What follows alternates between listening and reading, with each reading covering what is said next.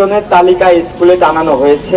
গতকালও বোধহয় একজন মারা গেছে, আমাকে একজন বললো, কিন্তু স্কুলে 33 জনের তালিকা ছবি সহ টানিয়ে দেওয়া হয়েছে। আমি সেই 33 জনের কথা বলছি এবং সেই 33 স্কুলের দায়িত্ব ছিল না যে আমার তো একটু রক্তই নেওয়া লাগতো।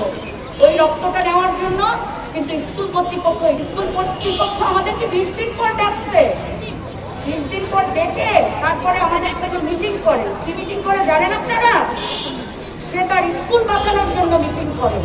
কেন? তার কাছে কি আমাদের বাচ্চাগুলোর কোনো দাম নাই? তার স্কুলের দাম বেশি না আমাদের বাচ্চাগুলোর দাম বেশি? অবগত করতেছি, আমরা শোকাহত মর্মাহত পরিবারকে মুন্নুবি সাহেব ডেকে চিঠিং এর মাধ্যমে উনি আমাদের সিগনেচার নিতে চেয়েছিল এবং ওটা আমাদের লেখা ছিল আমরা যেন ওনার স্কুল বাঁচাইতে ওনার পাশে আসি, সেই সিগনেচার দিয়েছি। উনি আমাদের সাথে চিঠিং করেছে, মেসেজ চলে আসে, কিন্তু উনি কি 22 দিনে আমাদের কোনো পরিবারের খবর নিতে পারে নাই? ওনার কাছে কি আমাদের পরিবারের মোবাইল নাম্বার নাই? আমি আপনাদের মাধ্যমে সুষ্ঠু তদন্ত এবং বিচার দাবি করতেছি। এখানে হয় রানওয়ে থাকবে, না হয় স্কুল থাকবে। আপনারা যে বলেন নেশা কাজটা তেমন হয় নাই, 27টে বাচ্চাকে আপনাদের 27টে প্রাণকে আপনাদের প্রাণ মনে হয় না? সেগুলো কি প্রাণ না? তাদেরও মা আছে, বাবা আছে, পরিজন আছে, তাদের জন্য কান্না করার মানুষ আছে।